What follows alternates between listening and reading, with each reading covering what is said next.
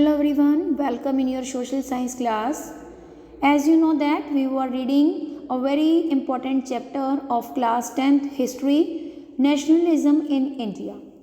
In this chapter we have already discussed about the meaning of nationalism, how nationalism arose after the World War, what was the contribution of the First World War, Second World War, to arise the feeling of nationalism in India, civil disobedience movement, non-cooperation movement, how Gandhiji play a very important role to enhance the feeling of nationalism among Indians.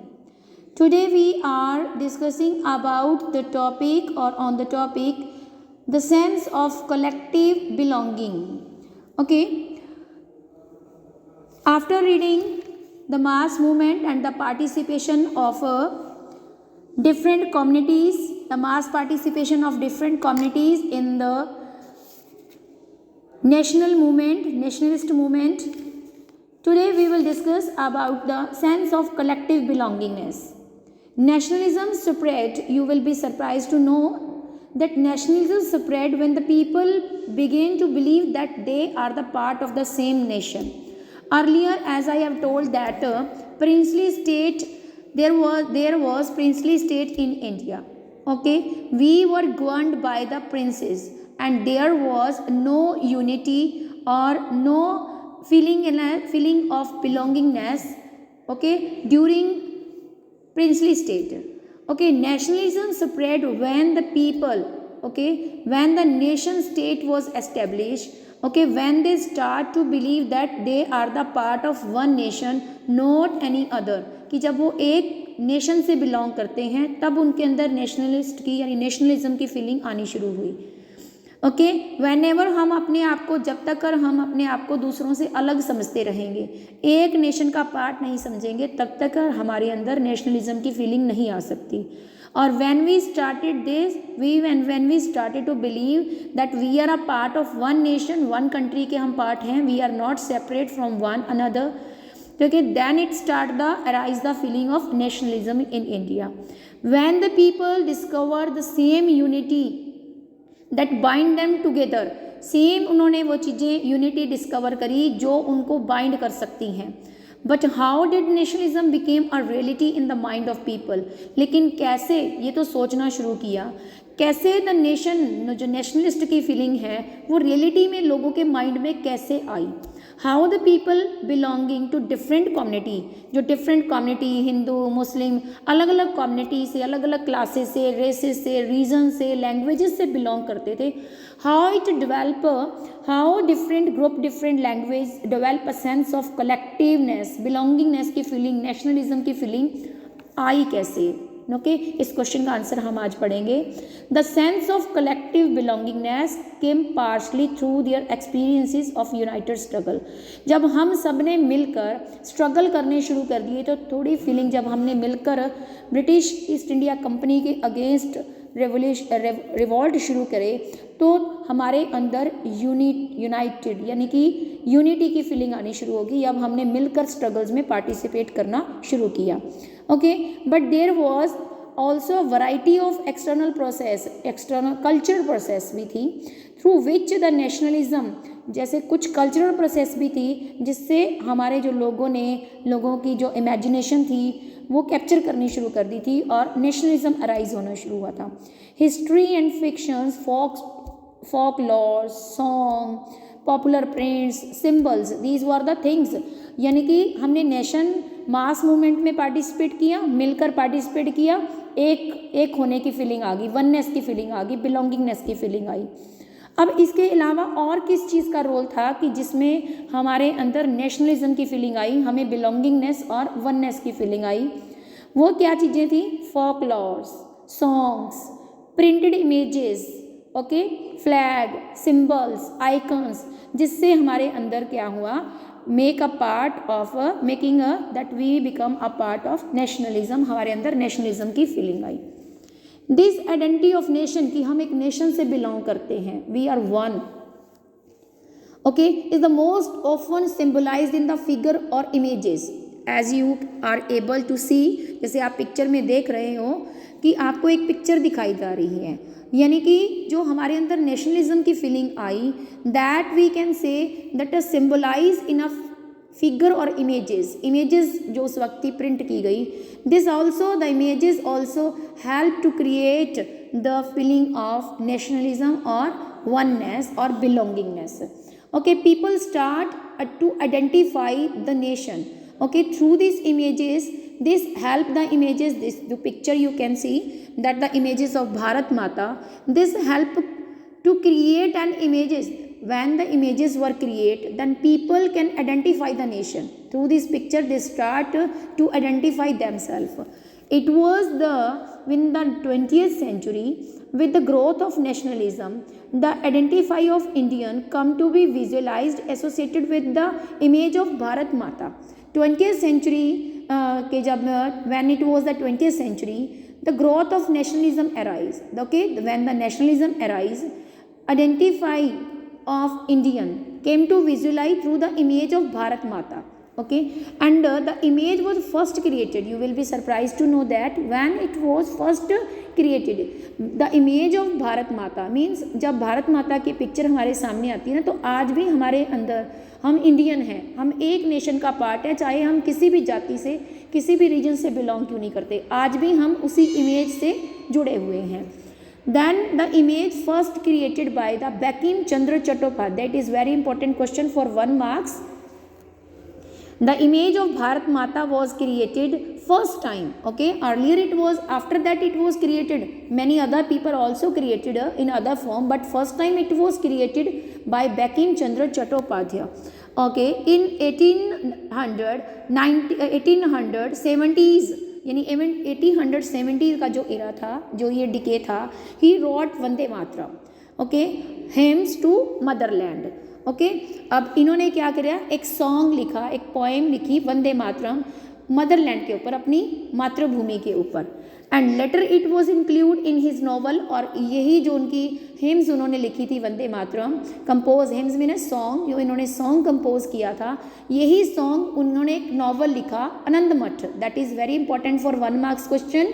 Name the novel written by Bankim Chandra Chattopadhyay. Anand Math, या who is the writer of Anand मठ.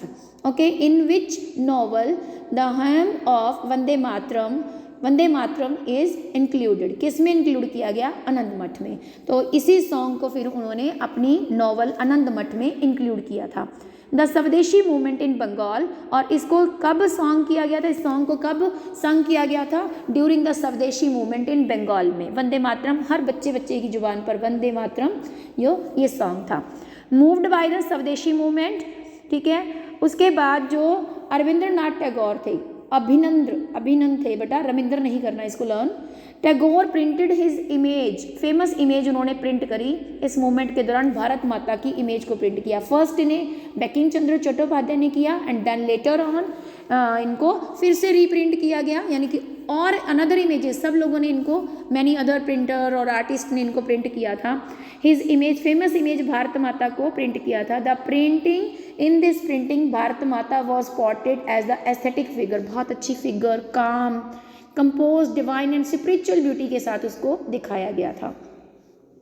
And after that the image of Bharat Mata acquired many different forms. और इसको different forms में कुछ printer, कुछ artist ऐसे भी थे जिन्होंने भारत माता को एस्थेटिक, यानी उसको बहुत सुंदर ब्यूटीफुल लेडी के रूप में दिखाया. कुछ आर्टिस्ट ऐसे भी थे जिन्होंने इसे रंग बिरंगे कपड़ों में, ड्रेसेस में ना दिखाकर सफ़ेद साड़ी में दिखाया और चेन्स के साथ, जंजीरों के साथ बंधी हुई दिखाया, यानी कि स्लेवरी का सिंबल दिखाया है. तो डिफरेंट आर्टिस्ट के द्वारा डिफरेंट वे से भारत माता की इमेज को time to time print out किया गया था, इमेजेस को फॉर्म किया गया था. Okay, then the idea of nationalism was developed through a movement of revive Indian folk tale. Okay, now we have already come to know about how the image of Bharat माता की image से कैसे nationalism in belongingness की कैसे आई हमारे अंदर, क्योंकि हम एक जो इमेज थे उससे अपने आप को जुड़ा हुआ समझने लग गए, जिससे हमारे अंदर क्या हो गई, एक इमेज से हमारे अंदर क्या थी, बिलोंगिंगनेस अराइज हुई कि हम वन हैं. After that we will Vande Mataram. Okay, Vande Mataram it was a prayer, but it was a prayer to Bharat Mata written by Bankim Chandra Chattopadhyay. Bharat Mata के लिए प्रेयर लिखी गई थी वंदे मातरम जो थी बट बंकिम चंद्र चट्टोपाध्याय के द्वारा। Vande Mataram became the war cry of the Indians. It was a letter include the novel Anandmath. Vande Mataram, we have already discussed about this Vande Mataram.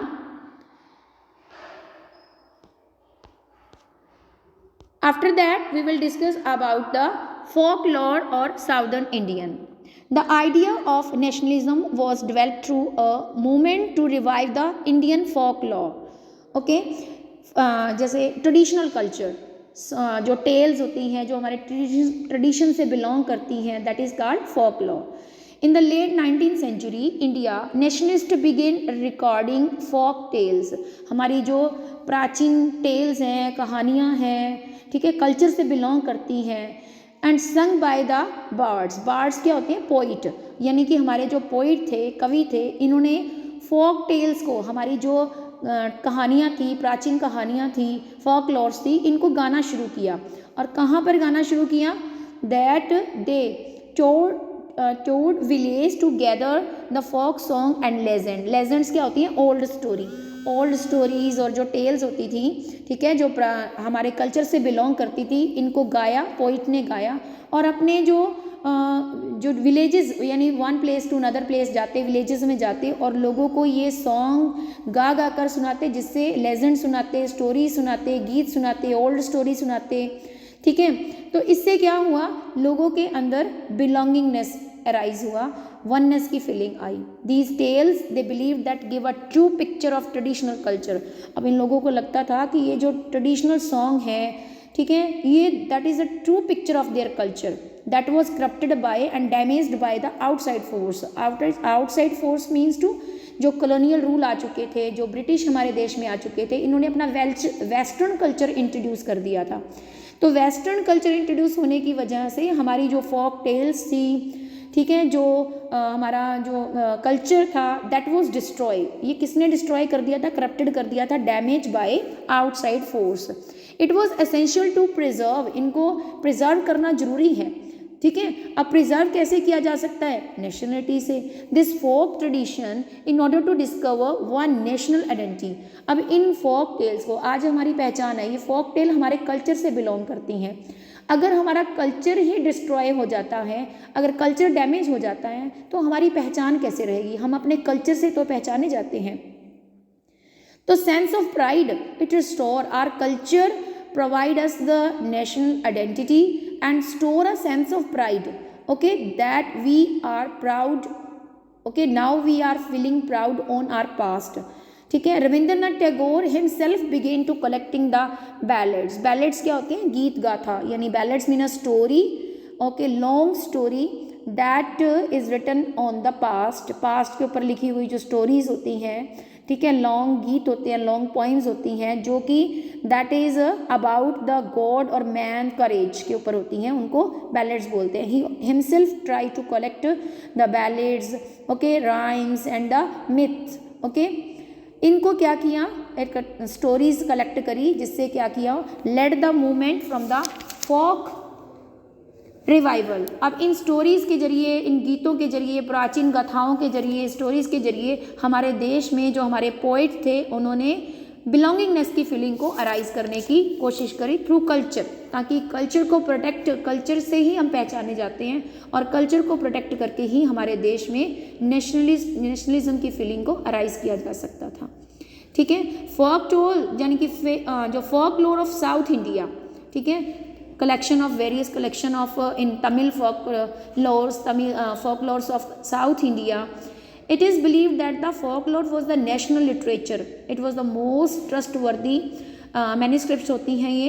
People जिस पे बिलीव करते हैं, क्योंकि जब हम आपको कोई किसी करेक्टर के बारे में बताया जाता है, स्टोरीज, उसके करेक्टर की, एक पर्सन की पर्सनैलिटी को, वो कैसा था, थ्रू अपना उसको गीत के जरिए, अब अगर आप उसकी पूरी स्टोरी को बताते हैं, तो लोग क्या आते हैं, उससे अटैच होते हैं, उससे इम्प्रेस ज़्यादा होते हैं, अपने आप को ग्लोरीफाई फील करते हैं, ठीक है. तो दैट्स वाई आज हमने डिस्कस किया कि हाउ कल्चर ठीक है, कल्चर जो फोक लोर्स थे that enhance the feeling of nationalism.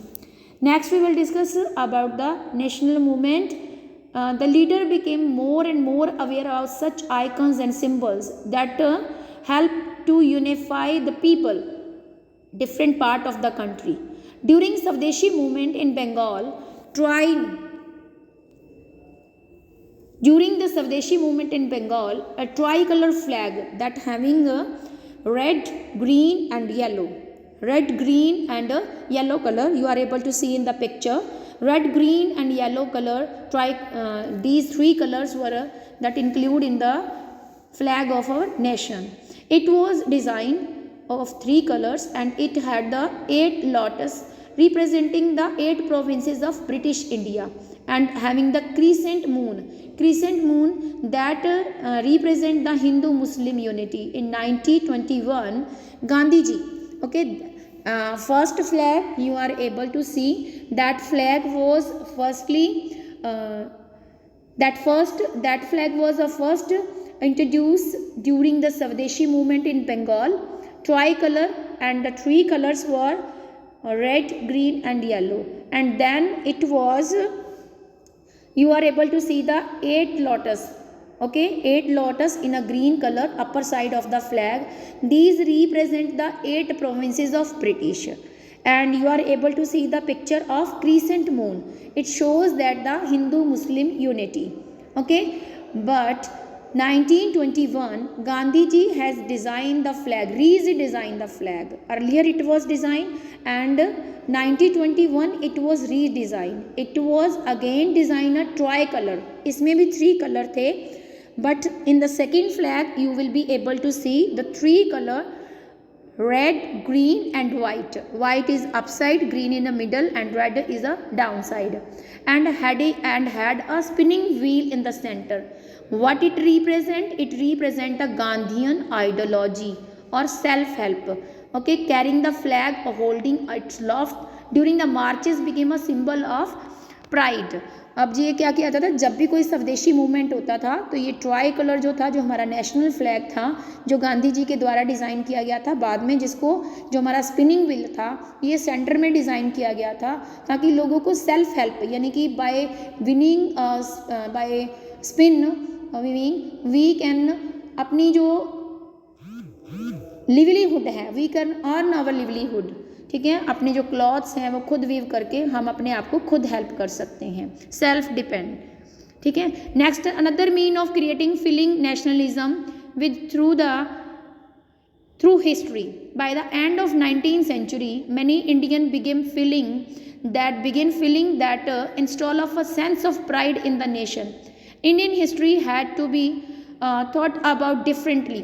Okay, how the British saw Indian as a backward and primitive. In the past, if अगर हम अपने past को देखें तो we were discarded by the British. British saw the Indian backward and primitive. Primitive means not developed. Okay, हमें वो develop नहीं समझते थे और backward समझते थे. They considered themselves superior. Okay, अगर हम अपनी history को उठा के देखें तो ये कुछ और ही picture हमें show करती हैं. Incapable of governing, we are illiterate, we are not able to govern ourselves, that's why they rule ourselves. उन्होंने हमारे ऊपर रूल किया. Indian began looking into the past to discover Indian great achievements. फिर धीरे धीरे हमने अपने पास्ट को डिस्कवर करना शुरू किया. That brought great achievement. हमारा इतिहास जो अगर हम आज भी देखेंगे that is very glorious, बहुत ही glorious है. They wrote about the glorious development in ancient time. हमारे पुराने समय को आज अगर हमने ब्रिटिश हमें डिस्कार्डेड करते हैं, बैकवर्ड कंसीडर करते थे, प्रिमिटिव कंसीडर करते थे और समझते थे कि ये हम जो है इलिटरेट हैं, अपने आप को गवर्न नहीं कर सकते हैं, बैकवर्ड हैं, तो हमने क्या किया, अपनी पास्ट को, अपनी ग्लोरी जो थी, हमने जो पास्ट को रिवाइव करना शुरू किया. हमने पास्ट में कितने अचीवमेंट्स गेन की हुई थी, ठीक है, पास्ट टाइम में हम कितने डेवलप थे, अपने ग्लोरियस डेवलपमेंट को पास्ट टाइम में हमने करना शुरू कर दिया, उसके बारे में लिखना शुरू किया. They wrote about the glorious in ancient time, art, architecture, science, mathematics and culture के बारे में, and law and philosophy, craft, trade, that was had already flourished. Okay, the glorious time in the view was that followed by the Story of decline when India was colonized. How we lost our glorious past when we ruled by British power. When we became the colony of British, हमारे past जो था हमसे कैसे, हमारा glorious past को हमने कैसे भुला दिया जब ब्रिटिश ने हमारे ऊपर रूल करना शुरू कर दिया. ओके जब हम कॉलोनाइज बन गए थे, हम कॉलोनी बन गए थे ब्रिटिश की. These nationalist stories urge the readers to take pride in India's great achievements in the past and struggle to change the miserable condition of life under British. इसी पास्ट ने हमें मोटिवेट किया कि हम लोग जो आज कॉलोनियल रूल के अंडर रह रहे हैं, हार्श कंडीशन में रह रहे हैं, उसी पास्ट ने हमें अर्ज किया. जो रीडर्स जो पढ़ रहे थे, हमने अपने पास्ट को पढ़ा, हमारे जो पढ़े लिखे लोग थे इन्होंने अपने पास्ट को पढ़ा कि हमारा पास्ट कितना ग्लोरियस था, हमारा कल्चर, हमारी फिलॉसफी, ओके हमारा रिलीजन, मैथ्स, एवरीथिंग्स बहुत सुपीरियर था.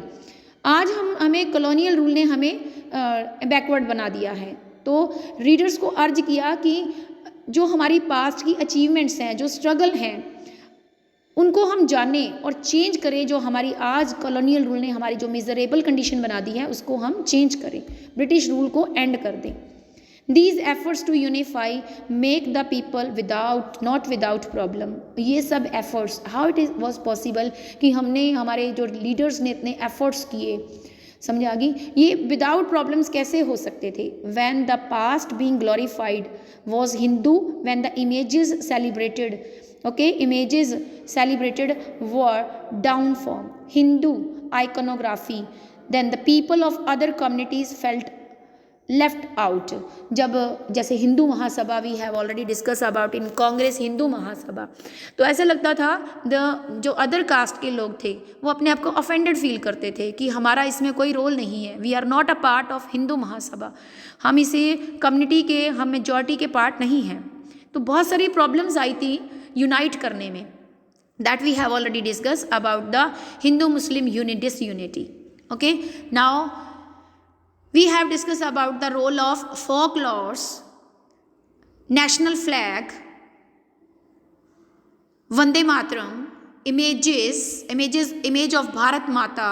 Vande Mataram means national song, national flag, folklores, role of folklores, revival of folklores. Okay, now we will conclude the chapter. A growing anger against the colonial government was thus bringing together various groups and classes. जो हमारा British rule हमें torture किया जा रहा था, हमारी miserable condition थी, that make us unite. ठीक है, इस इमेजेस के जरिए. और सेकेंड थिंग जो हमें डिस्क्रिमिनेट किया जाता था, मेक अस यूनाइट, हम इकट्ठे हो गए through the mass movement struggle, okay, for the freedom. In the half of the 20th century, the Congress under the leadership of Mahatma Gandhi tried to channel the people, organize in a movement for independence. Mahatma Gandhi की leadership के under लोगों को एक ऐसा channel provide किया जिससे लोग organized हुए और फ्रीडम मूवमेंट में पार्टिसिपेट किया. Through such movement the nationalist try to unite the people of India, but as we have seen, the diverse group and classes participated in this movement with the varied aspirations and expectations. अलग अलग लोगों का, अलग अलग classes का, अलग अलग different group का डिफरेंट पॉइंट ऑफ व्यू था इन मास मूवमेंट में पार्टिसिपेशन का. That we have discuss already in the chapter. You have already know about how the different classes have, different groups have the different aspirations and expectation regarding this mass movement. As their grievances were wide ranges, freedom from the colonial rule also meant for the different things to the different people. Different groups, different people considered the national mass movement at a different level. Okay, the Congress continue attempt to resolve the differences. Congress ने differences को remove करने की कोशिश की, resolve करने की कोशिश की, सॉर्ट आउट करने की कोशिश की. Demand for one group did not alienated other, कि एक ग्रुप की डिमांड को माना जाए और दूसरे ग्रुप की डिमांड्स को अवॉइड नहीं किया जाए, ऑल ग्रुप्स की डिमांड्स को पूरा किया जाए. इस बात का कांग्रेस ने बहुत ध्यान रखा.